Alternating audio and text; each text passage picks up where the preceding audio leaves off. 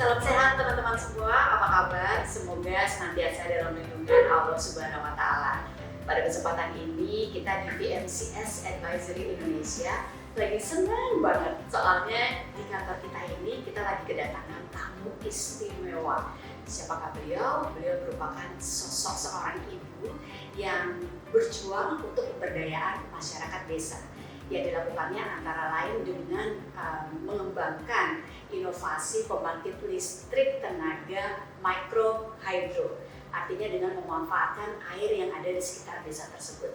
Dan tentu saja satu lagi yang dilakukan oleh beliau adalah dengan mengajak masyarakat desa untuk berkebun. Pasti seru kan ya? Nah, tanpa panjang lebar lagi, kita langsung ketemu dengan Ibu Tri Mumpuni. Halo. Halo Vera. Assalamualaikum. Waalaikumsalam warahmatullahi wabarakatuh. Sehat-sehat ya. Alhamdulillah sehat. Sekarang yang kita perlukan tuh sehat dalam kondisi seperti ini. Yes, benar Ibu. Lagi sibuk apa nih Bu Puni sekarang? Well, saya sejak outbreak Maret 2020 memang tidak tinggal di Jakarta lagi. Saya tinggal di daerah Subang Selatan, kira-kira 5 menit dari Ciampar. Iya.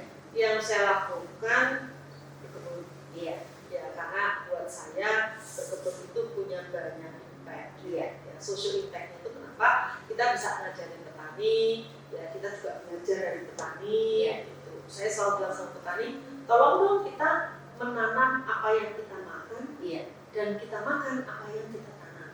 Yes. Oke, ini penting banget. Iya. Jadi kamu nggak usah bergantung pada kehidupan di luar, Iya. pasokan pangan di luar. Iya. Ya. Terus yang lebih menarik buat saya sendiri adalah saya berkenalan dengan petani mawar. Iya.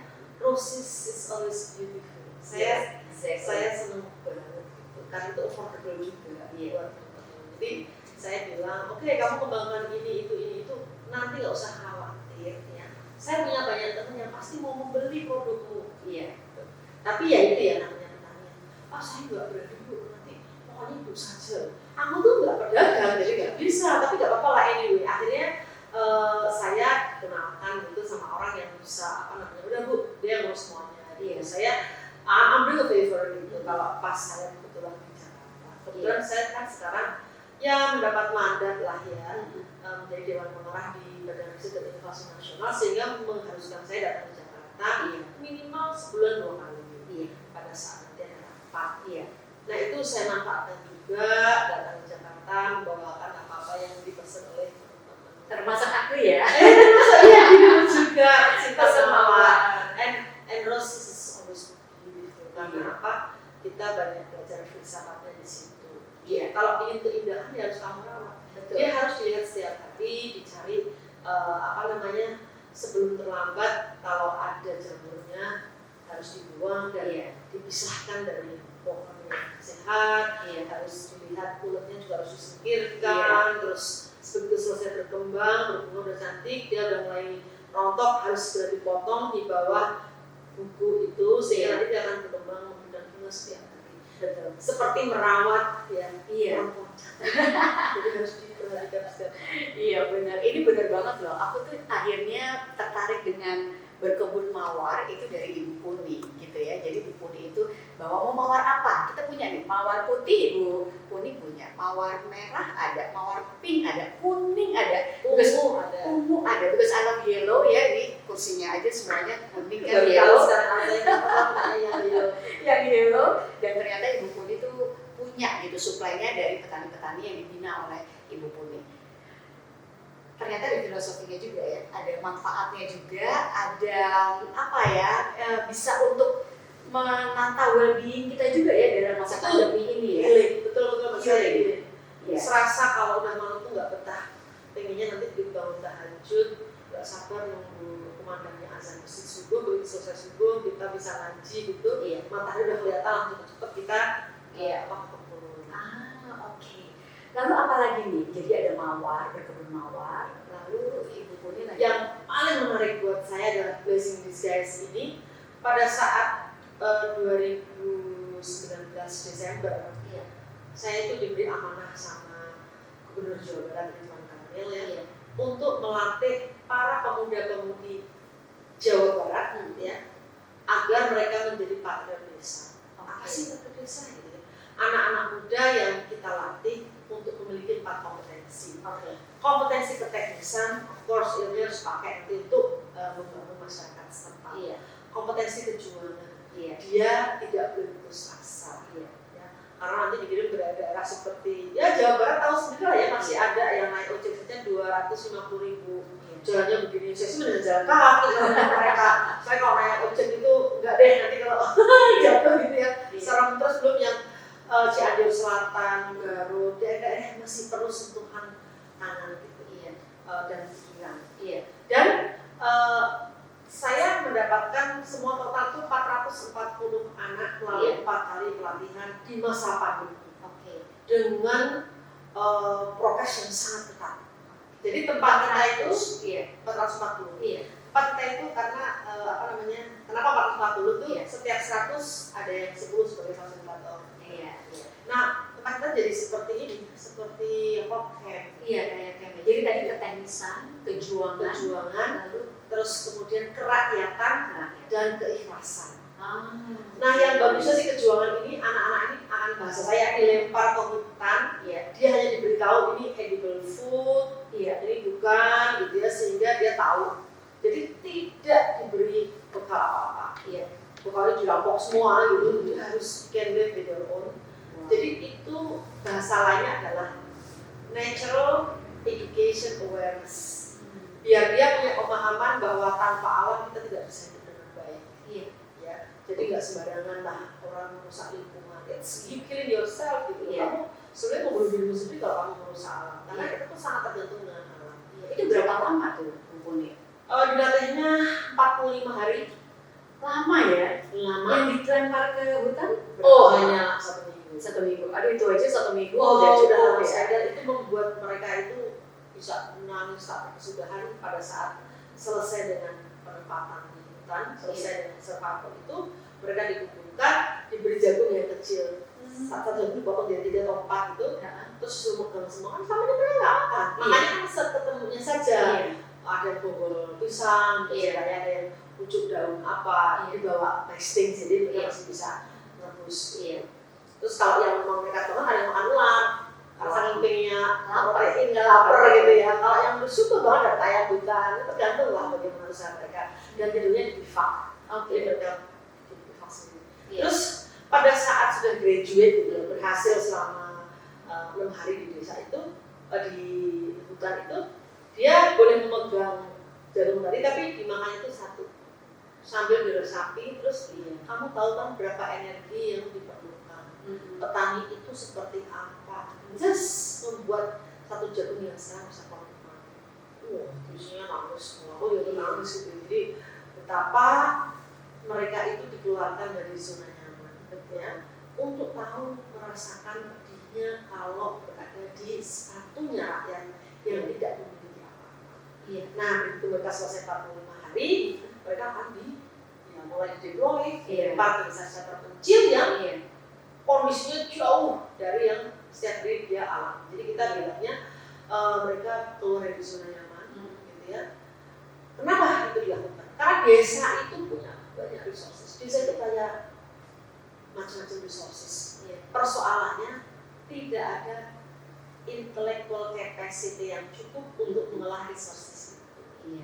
Sehingga kemiskinan ada di sana. Nah, kalau kemudian diterjunkan seorang sarjana yang logiknya jalan, mampu logik otaknya dengan hati dia berkomunikasi sehingga muncul yang namanya akal sehat. Dia akan stay di sana, akan menjadi teman orang-orang desa, ya. Live itu betul-betul tinggal di sana selama setahun.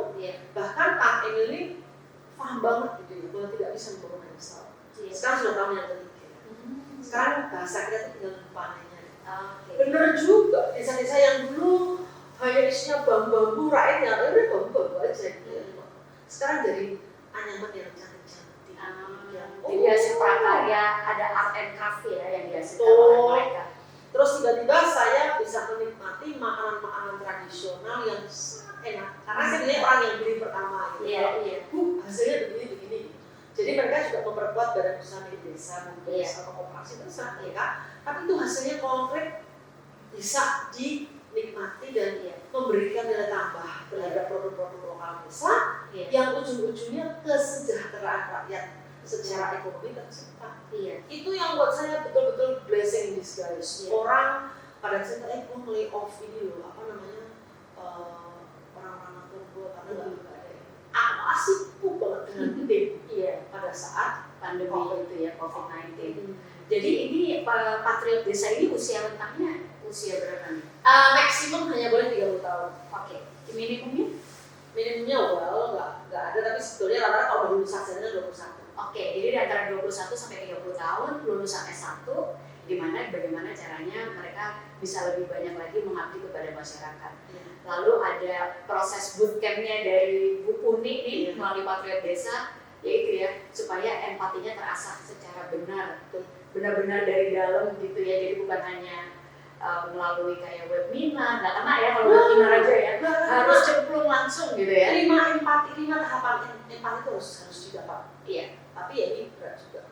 Empati yang pertama itu kalau bahasa kita ya empati itu simpati and consolation. Jadi dia kalau ada semua pendidikan formal itu hanya membuat orang punya yang satu dua itu. Iya. Yang pertama tadi itu kalau ada muda pasti akan bilang Iya. itu berbela-sungkawa. Iya. Terus yang kedua pro-sosial.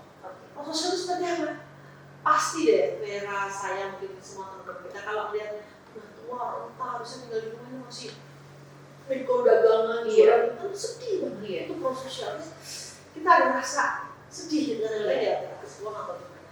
Iya. Itu oke lah. Tapi it doesn't change anything. Iya. Tapi kalau kita mampu melangkah ke tahapan level yang ketiga, 4, 5. Iya. Ketiga itu resiprokal kalau bahasa saya. Jadi kalau kamu tidak mau dizolimi, ya jangan dizolimi. Iya. Kalau kamu tidak mau merusak hidupmu dirusak oleh alam, ya kamu jangan merusak alam. Iya. Kalau kamu tidak mau dimanipulasi orang lain, ya jangan manipulasi, jangan korup. Orang yang tidak berani segala sesuatu yang mereka tidak ingin terjadi dalam dirinya, dia nggak akan melakukan. Betul. Ini kan baik. Nah, lebih keren lagi empati yang keempat. Empati keempat itu adalah kalau bahasa kita pakai itu empowering the less privileges. Jadi mengempower ya, memberdayakan orang-orang yang tidak berdaya. Contoh konkretnya apa Bu? Saudaranya itu. Iya. Gini deh, kita sedih ya melihat orang nggak punya listrik, tinggal di daerah yang sangat gelap gitu. Ya terus apa empoweringnya? Ya kita by all means akan fundraising, ngumpulin duit, bikin proposal, nyari ke kiri kanan, kumpulin dana sampai desa itu bisa akan bergerak. Iya. Ya. Terus desa itu bisa punya air bersih, fasilitas air bersih. Iya. Melihat anak nggak sekolah sampai kamu bisa mengirim dia ke sekolah gitu. Jadi itu empowering the less privileged. Jadi memberdayakan orang-orang yang jauh kekurangan. Iya. Iya. Terus yang kelima ini yang luar biasa, ini harus jadi komitmen negara. Saya bilangnya democratization in all living aspect. Iya. Jadi demokratisasi itu diterapkan benar-benar. Seperti apa sih pembukaan akses? Iya. Negeri ini kan seperti Pareto syndrome ya. Iya. Resources kita yang 80% ini hanya dikuasai oleh 20% penduduk Republik Indonesia. Ya, kekayaan 1% penduduk Republik Indonesia ini sama jumlahnya kok total itu dengan total populasi Republik Indonesia. Ini sama sekali jauh dari yang namanya demokratisasi dan aspek. Iya. Akses terhadap resources dimiliki oleh segelintir orang juga. Kenapa ada orang yang sampai punya 6 juta hektar lahan? Iya. Kan nggak masuk akal. Sementara petani kita terseok-seok punya 1 hektar itu sudah alhamdulillah. Padahal yang 1 hektar itu bisa betul-betul dipakai untuk menghidupi keluarga. Iya. Gitu ya. Terus banyak lah akses terhadap pinjaman uang. Iya. Nah, kita akan bicara mengenai itu sesaat lagi.